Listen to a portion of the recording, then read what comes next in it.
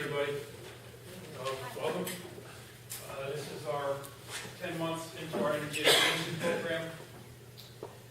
10 months we'd like to do the year, but we're still waiting on the bills to come in for September and October. So to get to the agenda for tonight's meeting, we have a 10-month period. During this 10-month period, we are at a $86,776 in savings since we started the program, which is 20%, which energy education, which is now synergistics, would like to see us by our first year. We're two months short of that. We're doing very well right now with the 20%. Can we go higher than 20%? We certainly can go higher than 20%, and we're hoping to go higher than 20% with our energy education savings. Take a look at our pie right here. Expected energy costs if we did not run the program the way this program is running right now, based on our previous year, we would be at $455,911. Because we have a savings of $86,776, our annual costs for this 10-month period is $369,135. Can we see this number change? We can see this number change by continuing to put forth the energy education savings that we've already started in the district. It can only get better. And that's our 20% savings for the 10th month.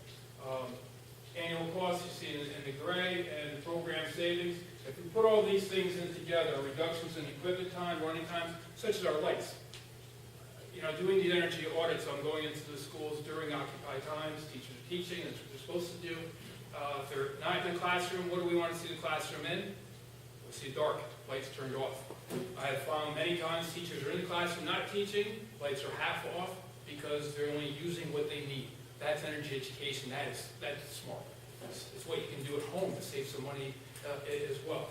The other part about it is the unoccupied after school, to shut off the rooftop vents, to keep the heat in the building overnight so the heat's not running. Because if you have your vents running and the heat's on, you're just pulling all your heat out of your building up into the roof, making the birds happy, and wasting energy. By shutting your vents off at nighttime when the students leave, you're keeping the heat in your building, which is causing it not to run, and it's sustained for the next day through more energy savings. All right, so turning the lights off, human error. A lot of this is human, but we put it all together, we're saving on our equipment. All right, shutting computers down, we're saving on our computers. So if everybody does everything we're supposed to do and continue to move forward in the way we're moving, it's going to be great. And you're going to see more savings, more dollars that are not spent to Central Hudson or the power utilities. Success factors, teamwork. From our custodians to the clerical, to the faculty and staff, to our students. If we get everybody together, work as a team, you're going to have savings. We had a great summer shutdown. First summer shutdown we've had, we consolidated a lot of equipment, consolidated our food. The custodians worked very hard. Our clerical worked very hard. The teachers that were in the district fixing their classrooms up worked hard to make sure that they weren't using what they did not need. And with that all together, and the data that I'm putting into energy education, we're putting this all together, finding out how we're saving and where we can actually save some more. So doing the on-site visits and training is really not as much as I walk up to the custodian and say, listen, this is the way we need to tailor our nighttime cleans. This is the way we need to do things to be a little bit more energy efficient. And with doing that, they're really doing a nice job of saving throughout the district. So a good portion of our savings is human. The other part of it is the upkeep on our maintenance on the equipment, which is going on very well. Dave Downs and the custodians are doing a nice job of keeping everything running properly.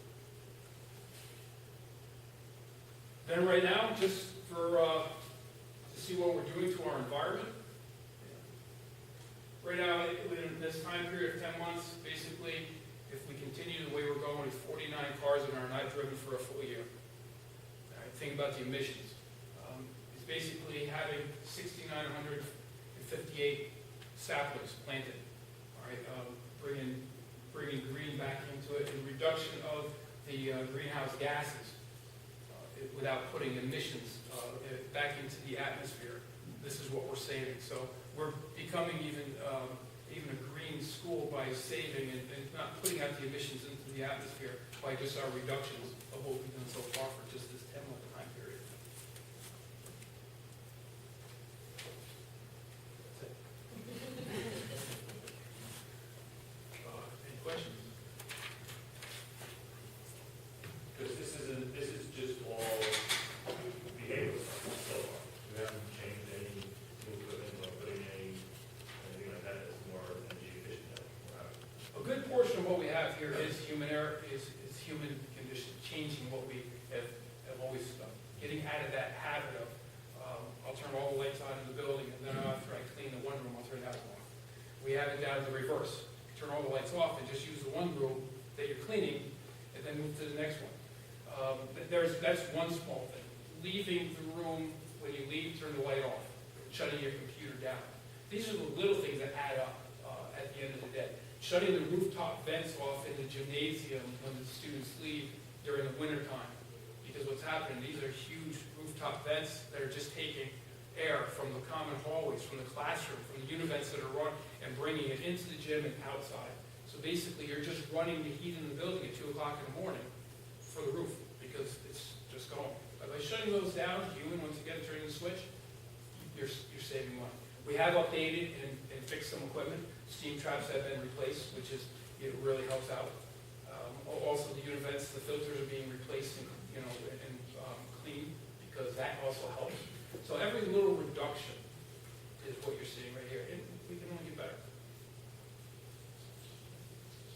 Maybe a question more for Lois than you, but actually that's pretty impressive.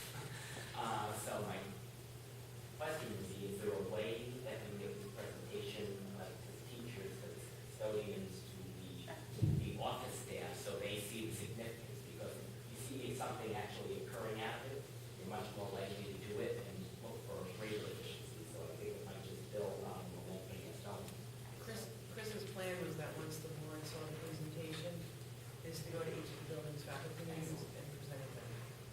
Yeah, I keep savings, but this is tough. I was very excited on this savings. This is substantial for a school district. You know, I was very excited to be part of it. So now that the cat's kind of out of the bag, we're going to get together this week and put out an email to the faculty and staff. And we're working on the district webpage on having a section there for energy education, tips of the month, where we'll project what's going on, what you can do at home to save on your bills. So the little things we're doing to slowly get, this out to everybody, so they see what's going on. Okay. All right. Just to follow up on your question, if in fact we were to replace a boiler or some piece of equipment, Energy Ed factors that in to the baseline data, and they don't take credit for that. So these savings are actual real savings. Well, I was kind of thinking we haven't put the company that's doing all that. And so that's kind of a different, that hopefully will bring more in on top of it. Yeah, that's more machine oriented. Okay. All right, thank you, everybody. Thank you. Okay, the next presentation this evening is by our building principals. And we will be starting with Nassau. This is, Jill, put it up on the overhead. Overhead, boy, that's just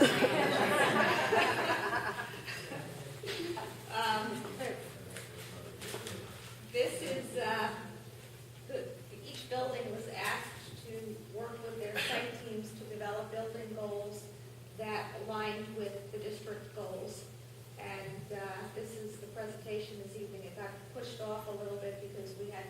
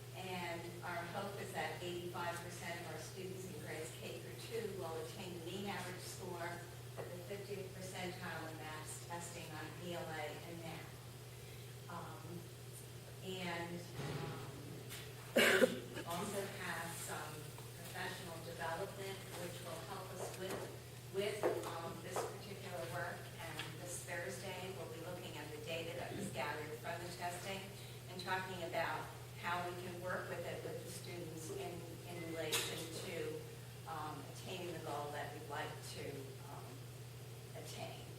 And this information, of course, will be brought back to our site-based team for other ideas. And our site-based team is composed, as they are in all our buildings, of a cross-section of staff, parent member, and the building principal. And as they represent the various constituencies on that team, they will be bringing the information back and forth to those people as we work towards our goal. Community involvement, we're going to seek to unify the student, staff, and community from the SI taken during the school year 2012-13, using some of the data gathered from the district-developed community and staff surveys. And this is in the compilation stages. Staff is just getting the survey back, and all this information is given back to the district, and we hope to glean from that any other specific objectives that we'll be working on as we work to attain this goal.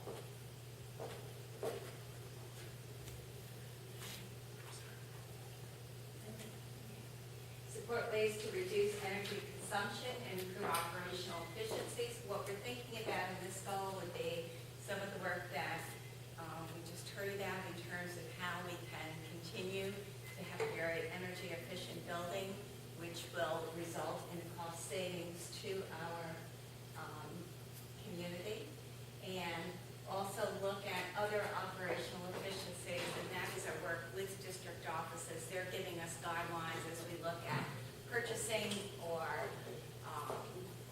also as we look at ways that we can work together to make sure that we're operating at the top levels. So, and then for promoting a healthy, safe, and caring environment, we hope to have an inclusive environment that relates to the Dignity for All Schools Act, which was presented to you, and we'll be working through that, and some of that work will be attained. We don't have specific objectives up here yet because that will be the work of the team. We'll be identifying things through our PBIS program that will bring this about, as well as aspects of this also relate to bullying, and as we work with Mr. Malkisher in regard to the ABAS program and how we can have dignity for all within our schools, this will be the work that our team will be helping us do. Improved areas identified in the 2011-12 workforce engagement survey. There's one in particular that relates to a teamwork and site-based team, and this has to do with how we deal with change and bringing about change, which nicely also flows into, it is at that level of how we'd like to do better. So we'll continue to work in this particular area with the grade level schools implementation as well. And we'll also be taking some of the data from that survey and other feedback that we get from team members about how we can make sure that everybody's feeling good about the changes, the transitions that have occurred. So that will be part of our work. Any questions about any aspect of that? Those goals.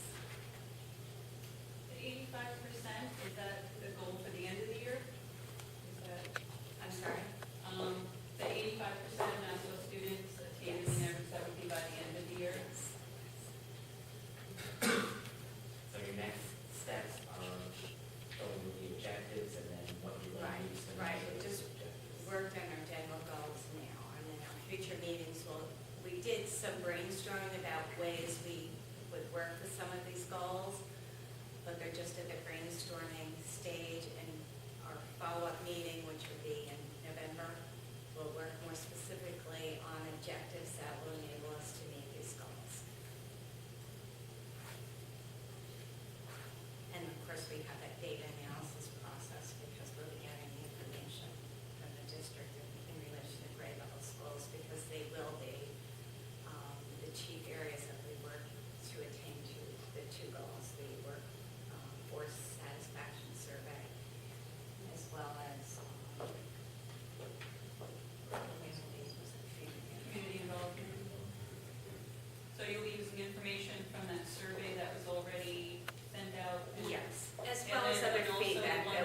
received, we have I'll be bringing back to the, the team. We had our parent coffee the other evening, John and I met, so we're bringing information back there. I have other future parent coffees that will be held throughout the year. I'll be bringing that data back as we continue to take a pulse in terms of how we're doing with the implementation of the changes. And so there'll be various ways besides that particular survey that will give us input as to how we're doing. Do you need another parent member on the site-based team? How many do they usually? Right now, I do. You do have, is that how many you usually have on the site-based team? Is there a- Depends, again, like the larger building before, and I comparatively had representation of staff, I think, for about an equal blend of staff and parents. And right now, I have 3 staff and 2 parents. So,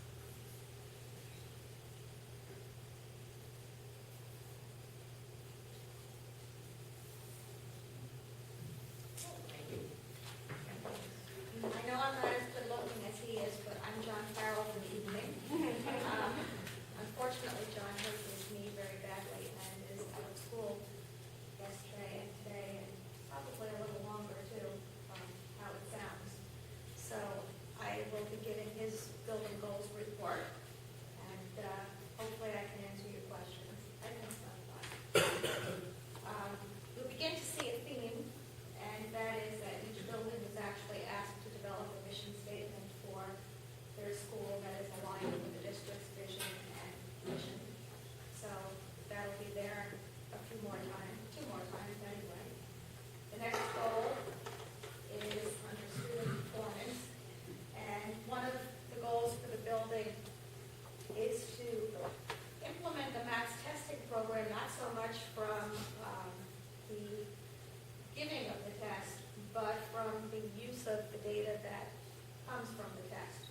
And so this involves scheduling various data review meetings with individuals with grade levels and integrating that use of maps data into every aspect of the pagan culture, but really trying to become very data-driven. For specifics, in terms of getting students to achieve the state learning standards in ELA and math, well, ELA for this one, the goal is to increase by 8% the total number of students in grades 4 and 5 meeting the standards, meaning getting scores of 3 and 4, and by 5% the total number of students meeting the standards in math. I know that John and his team actually looked at specific student data in terms of not just whether they were 3s or 4s, but the score that puts them into that level, to see if it was a high 3, a high 2, and what seem to be odd numbers represent, the 8 and the 5%, are actually based on students who are on the cusp. And so the idea is they felt that these were the ones that they want to focus on moving first. And of course, more than that would be better still. What about for grade 3? I don't know why we didn't include grade 3. I think 4 and 5 is because it's the one that is currently being measured more so by the state in terms of fourth grade is counting on the evaluations. But Jill, you look like you had a hand up, so I don't know if you wanted to add something. I didn't speak with him, but I wanted to see if he's talking about growth here. Because if he's talking about growth, your baseline is 3rd grade, so you need to start in 4th grade. Because he might be, what he's using here is the state test. Yeah, he's probably using the state test for this. So it starts in the 4th grade. Even the state spits out the growth number only starting in 4th grade. Yes, So that's my it's assumption. on the state tests. The next goal has to do with the district's issue with students with disabilities not scoring as well as we would like. And again, we look specifically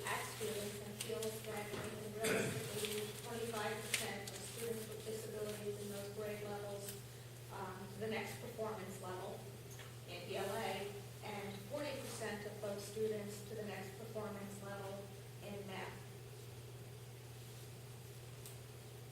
He's interested in gathering baseline data during the current school year to determine parent-guardian involvement in the school community that they would then use as a basis for developing a plan to increase or improve it.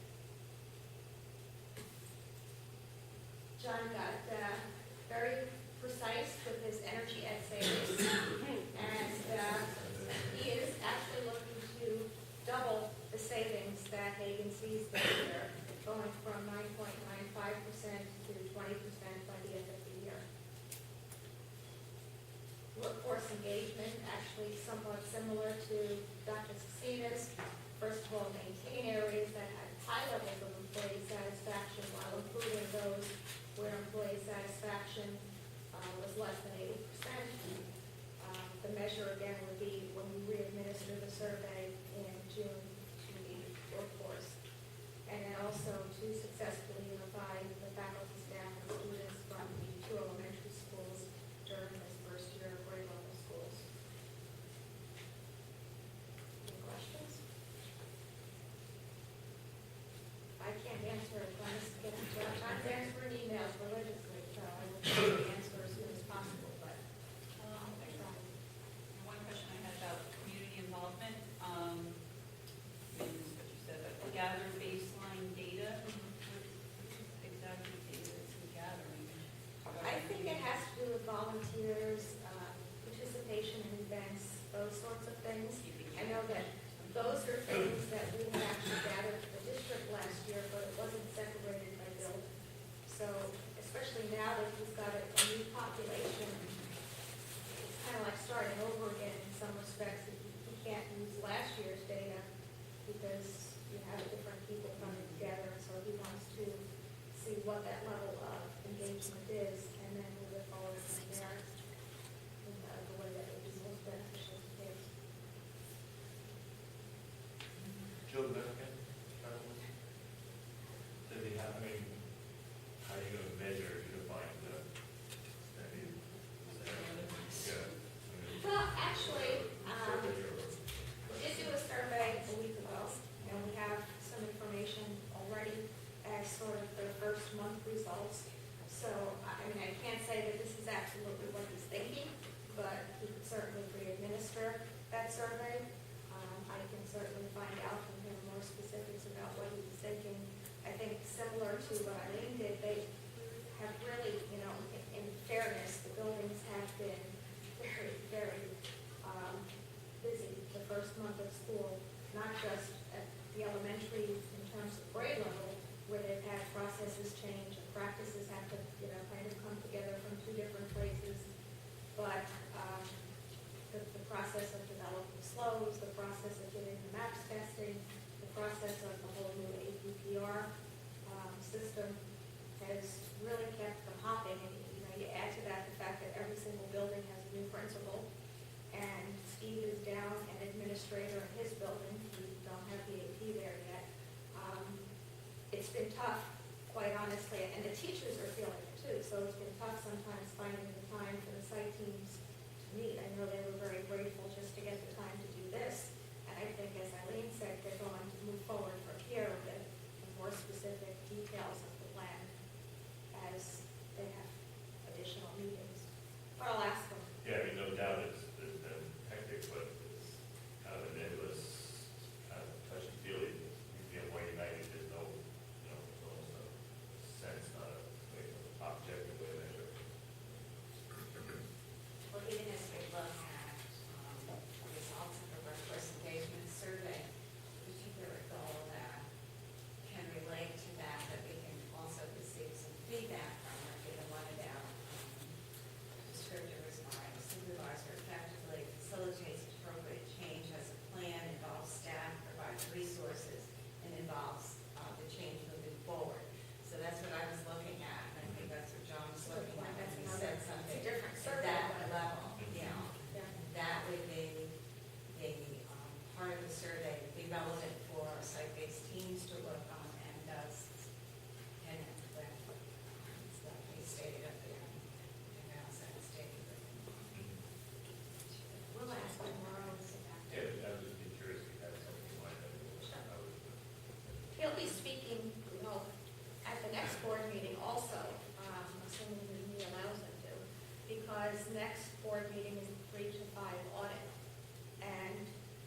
might be able to address some of these things better at that point too, but I will try to have the answer in the meantime.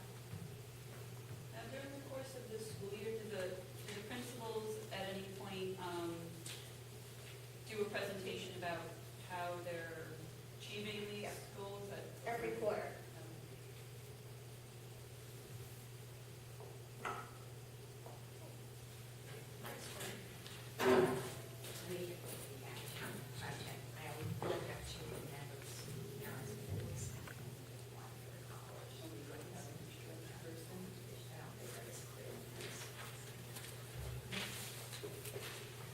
Good evening.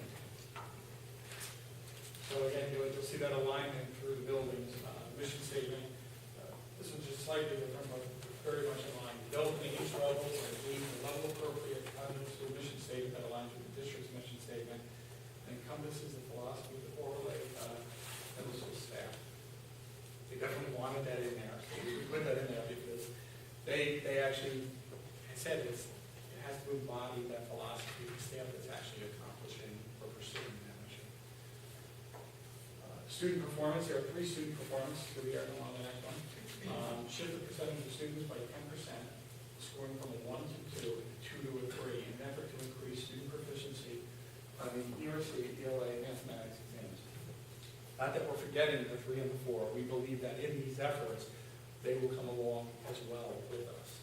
And again, we did the same thing that John Farrell did, which was we looked at individual students, we looked at who we had in our high 2s, near the 3s, even if you're low 3s that could fall back. So we want to make sure that we're not letting them fall through. So we're looking at those nets also, so that we can backwards. Develop age-appropriate eligibility procedures. The procedures will be designed in collaboration with the school-based teams to reinforce academic responsibility and shall align with secondary policies and procedures already in place in high school.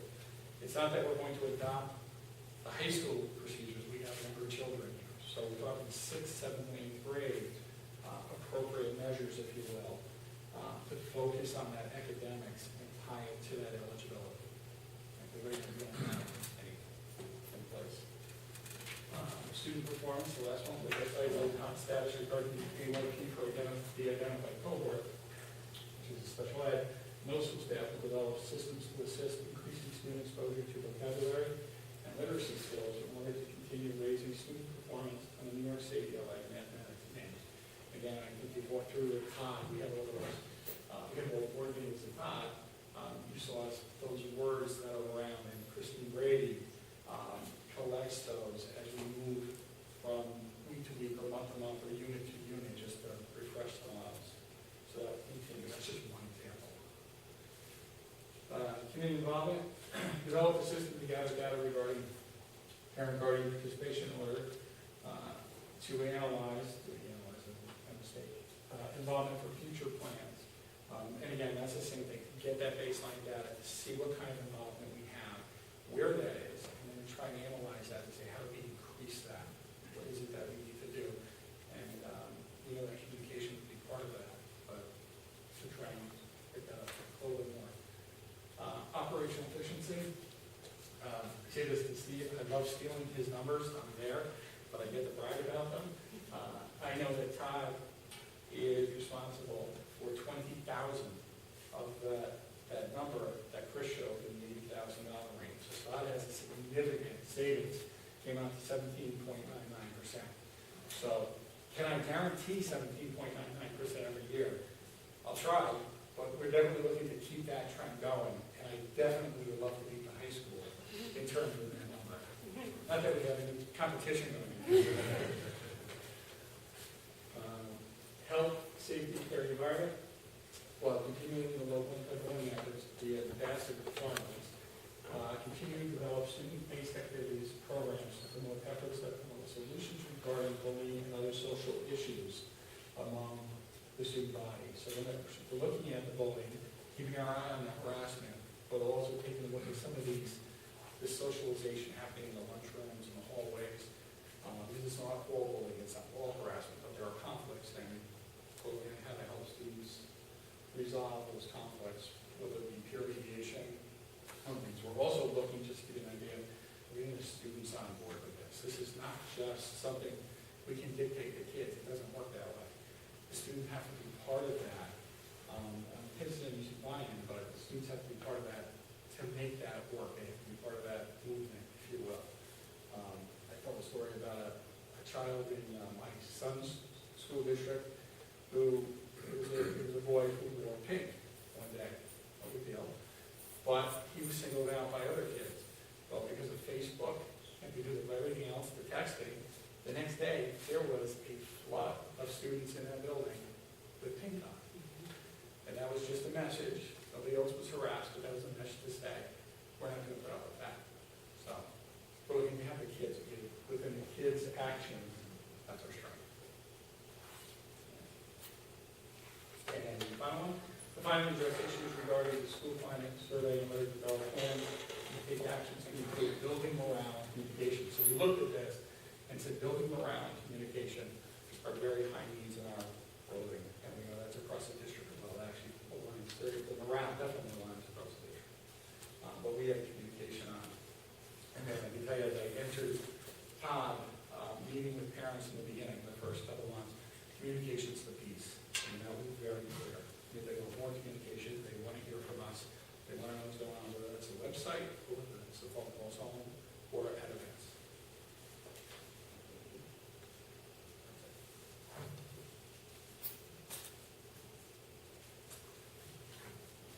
You're saving your question for the high school.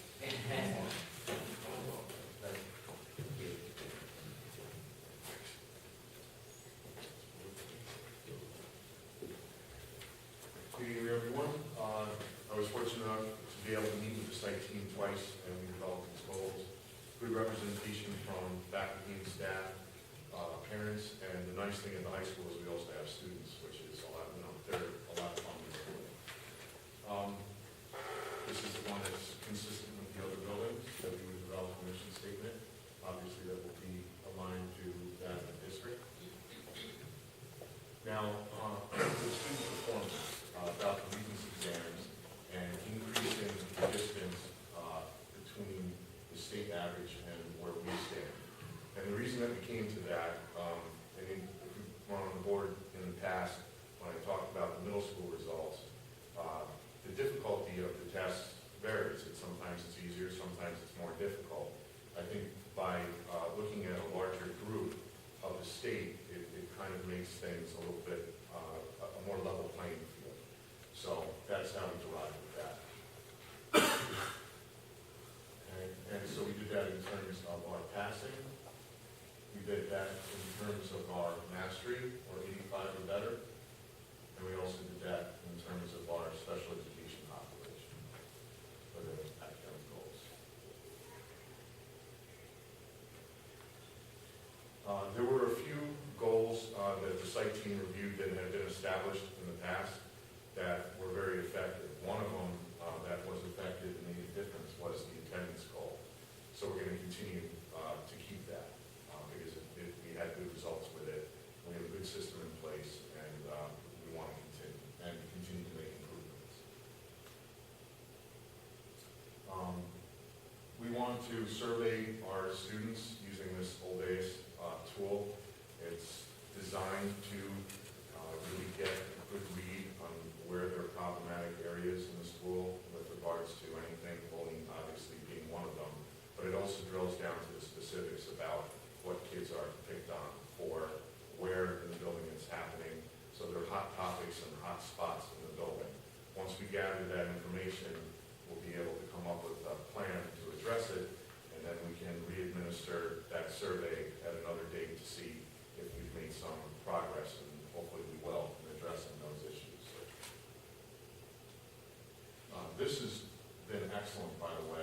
A policy, again, that wasn't developed by the current site team, but in the past, and it's been successful. And just to briefly review what that is, technology at our high school, kids can use it as long as they're using it at the right time and in a respectful way.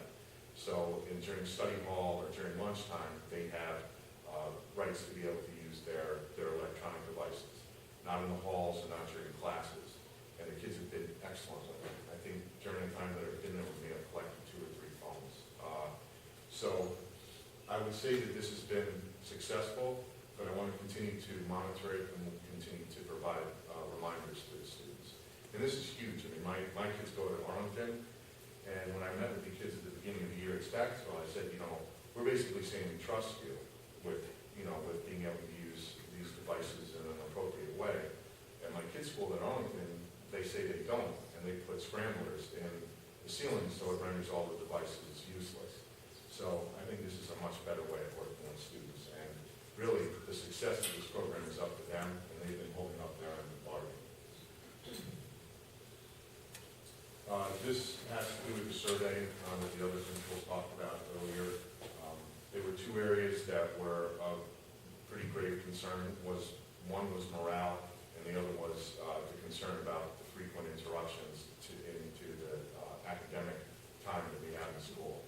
So we're going to, I'm a part of the bigger morale committee that Dr. Powell is hosting, and we're going to take a very close look at our calendar for the year and weed out things that we think we can do at different times so that we're not, it's not at the expense of contact time with the teachers. And the story that I tell, everybody knows Eleanor Pupko. She got awesome results in the BC Cal. They're all double fives, like a historic thing, got a plaque and everything to celebrate it. But if you ask her, why? She said, well, we didn't have any custodians, and we didn't have any early dismissals because of weather. And those extra days that I got with my kids, that's the reason we were able to pull it off. And that says something. It speaks volumes to me. And then we're going to check to make sure that we're moving in the right direction by at least re-administering the questions that were of concern before. Did you have a question? Oh, I'm sorry. So, I'm accustomed to working with PTA. They're fantastic. There are a lot of things that happened when I was a Todd that would never have happened without the PTA, quite honestly. And a lot of those were the big community celebrations, whether it be the honor roll breakfasts or, moving up ceremony, that kind of thing. So I'm really going to strive to get a PTA, but if I can't, I'll make up my own. We'll come up with another name for it. We'll still have parents involved. And then the energy goals, of course, will continue to work on. And I think a lot of the high school will have to do with making sure that things are working properly. I think once those things are tuned in and the guys can monitor the systems, through the computer, we'll be able to make, I think, big gains just by doing that. So, questions at all?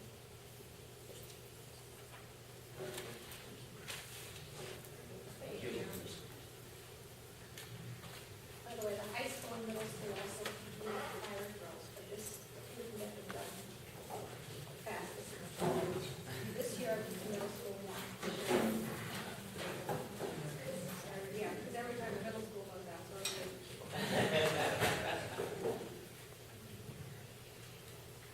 Okay, just to give the board some context to 1.05 board discussion on a few different issues. Start with policy number 1111.1. This is the policy about the board's procedures for public participation. And there was a question that, well, not so much a question, but a concern that was raised at a meeting about why does it have to be a unanimous vote of the board to go to opening up for comments again when everything else is done by a majority vote of the board. And so really it wasn't addressed that evening, and we're bringing it here for discussion of the board.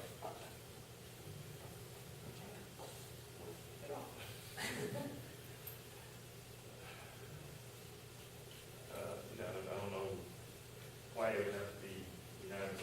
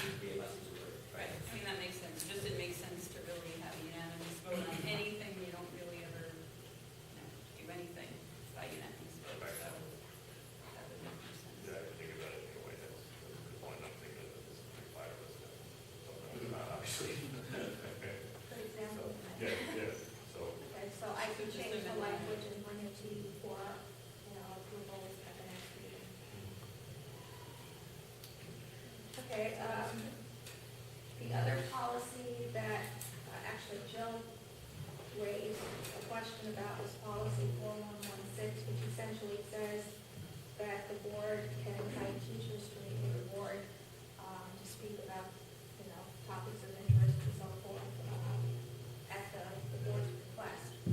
So, do you want to As I was going through the policy book, I noticed that this was a policy that we had, and I actually spoke with Ralph about it briefly at the last meeting, and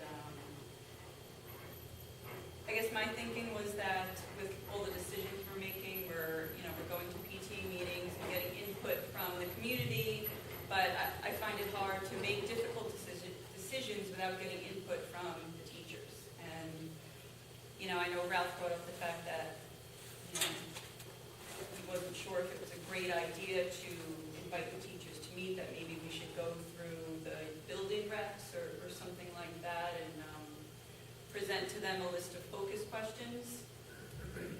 My thought was to use the union versus having them meet directly with us. I think number one, we might get a better feel because they're not going to be as concerned about exactly what's being said and who's saying it. And then one person can just report back. I think you might get a better and clearer picture than if you had something in particular you wanted to call them on. Plus, obviously, some may be elementary issues, some may be high school or middle school issues. So you obviously pick the proper one. But I just thought it would be working with you on that. The easiest way to feedback you'd be looking for. And it would obviously be optional. Whatever, if the second grade teachers had something to bring up, or I'd have to look at the policy again. I didn't bring it. I have it. Oh, good. Does it speak to topics? Because I It know in the says- past we've done, we've invited people to come talk about programs and. Yeah, it says to discuss their programs. Yeah, so that's a little bit different than issues, but it doesn't mean you can't do issues, especially if you do it in the way you suggest. I know that sometimes the union will actually, in grade level schools, for example, the union basically said, don't take a position because you could be affecting lives, jobs of your fellow workers. We do meet as president and vice president of the union, the union presidents of the 3 units, and talk about issues as well. But again, that's not necessarily as broad a range because the union president and vice president are high school and middle school people, so it doesn't necessarily, they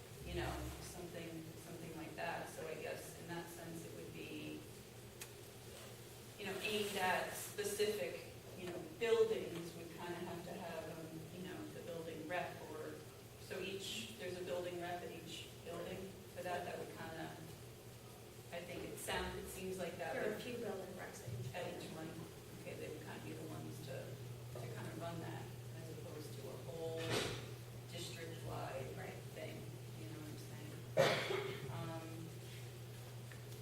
So, I mean, I did start a list of possible, questions, just kind of what I was thinking, that I could send out and see what people thought, if it kind of made sense, if they thought it would be helpful. Are you looking for more of like a generalized survey of different units, or is there a specific problem or issue? Well, this is what I was thinking. I can show you what I have, but and again, I don't even know if this would be useful, or this is kind of just my first kind of rough draft of what I was kind of thinking, that I was considering, as far as questions go. And again, this is all kind of me doing it on my own, so I'm not, like I said, I'm not sure if there are questions they would be willing to answer, or, the appropriateness, or, or what. So it's really kind of more feedback questions prior to the budget. Is kind of, Yeah, is, these- it's kind of what I was, Tend to be budget oriented by the sounds of it. Yes. What do you want, do you feel, do you program with the budget, do you want Right. something more? Yes. Do you feel something to be eliminated, Yes. save money? Yeah, I see where you're. that was. Yeah, good questions. Do you want me to start with these since everybody has seen them? Yeah, sure. And then, I can email a copy to, everyone else, and then, yeah. Right, added or eliminated or changed, or, like I said, this was kind of a first draft. So, Okay, the last thing on here for discussion is feedback has gotten to me, and I've mentioned this to Ralph actually in a meeting that he and I had, about the district goal that aims for 60% voter approval on budget. And I explained to Ralph that I think there are several people that I've heard it from a few different places, that there's a concern that by having a goal like that, we're simply looking to override a tax cap rather than focus on creating a sustainable budget. And so that's where the issue came up as to whether we should change that goal to something that doesn't look like all we want to do is raise the taxes. Well, I don't think it had anything to do with it. It just happened to be a coincidence of numbers, right? We're kind of in the 55 to 56 range of approval. I and know you we're said generally at 60. 57, but Yeah, no, so 60 would be the kind of Ralph next definitely round. did express an interest in, Yeah. being able to override the tax cap. And there's a couple of reasons. One is I don't have a problem with moving towards sustainable budgets. I think that is a very good goal. So I don't, not at the expense of that. But I'm also becoming very realistic very quickly that, number one, a 2% cap isn't necessarily a 2% cap. So as of late, it's been more than 2%. But if CPI goes down, it would be less than 2%. So you never know, you're going to have a contract in place at some point in time that's going to run for 3 or 4 years that you aren't going to be able to change, and this number is going to change along the way. Additionally, even though I totally agree on a more sustainable budget, a total sustainable budget may not be practical immediately. Right now, just step raises in the teacher's contracts are 2.3%, which if you use 2%, which again, we don't know exactly where, that makes it unsustainable if nothing, if tribal stays in that, and we don't agree. So just from that aspect, and what local districts are getting are step plus something. So to make it sustainable and to stop cutting, the only thing I see is at some point, honestly, possibly going to exceed that gap. And I think we've got to get to a position where we have enough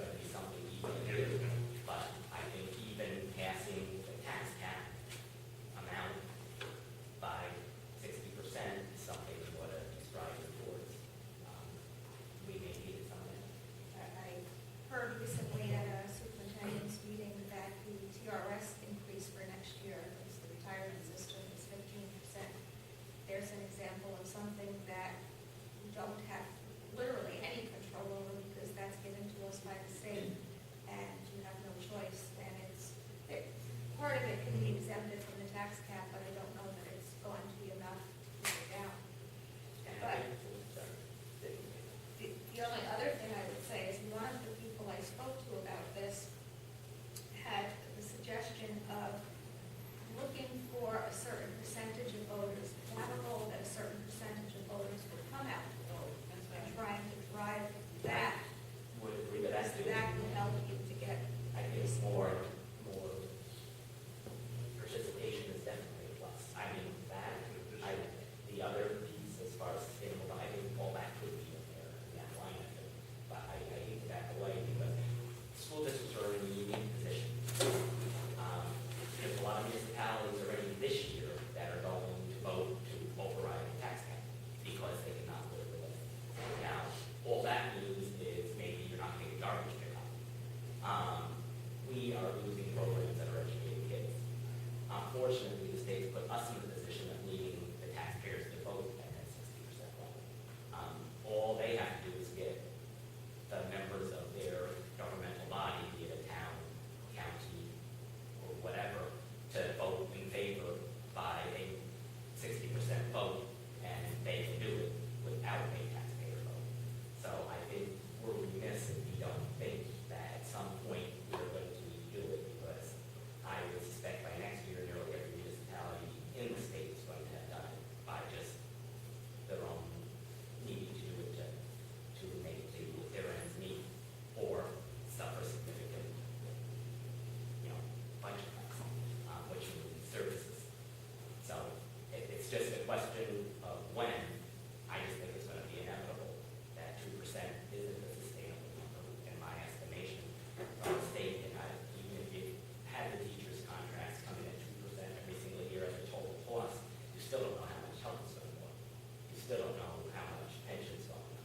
So there's so many things that are tied in there that you don't know 3 or 4 years out on a teacher's contract or a administrative contract or any other contract that we have to deal with.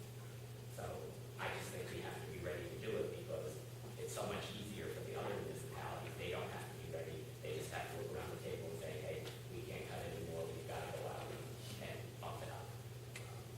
Fishkill is coming in 65%. It's just going to be, some of those counties having a tough time. So it's, Well, that's the reality that we have to get across to the community, that that's likely to happen. The 60% passing last year's budget, 60% doesn't guarantee that we're going to be able to pass it next year, especially if you're jumping from 2.4% this year to 3.5%. That's a sizable jump.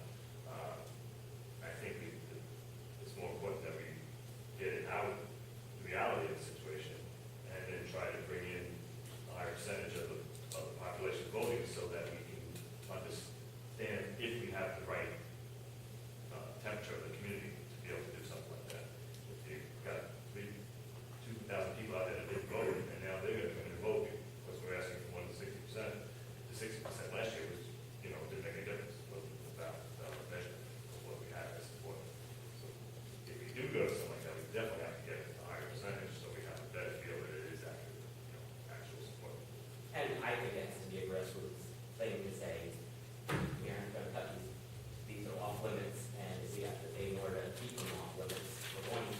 So I don't think it's something we're going to decide. I think you're going to hear it at our meeting saying, no, that can't be on the table. We can't be cutting this, and we can't be cutting that. And then we've got to decide whether we're going to go with that or not. But if we don't start preparing for that moment, to do it in one budget year is not going to be easy. My thinking on it is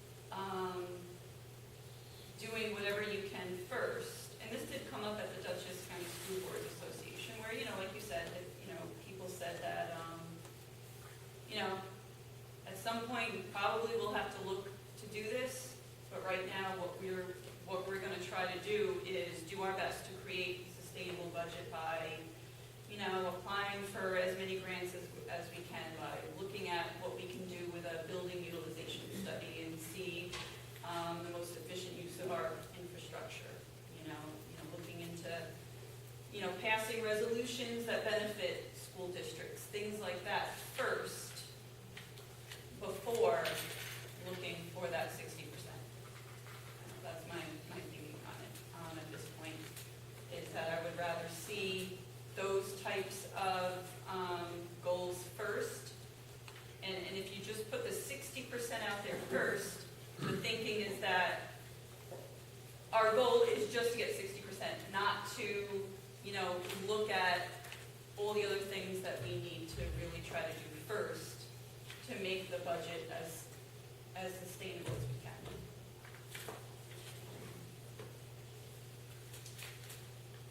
And then if we, at some point, need to add that, definitely I think we should add something about, working to increase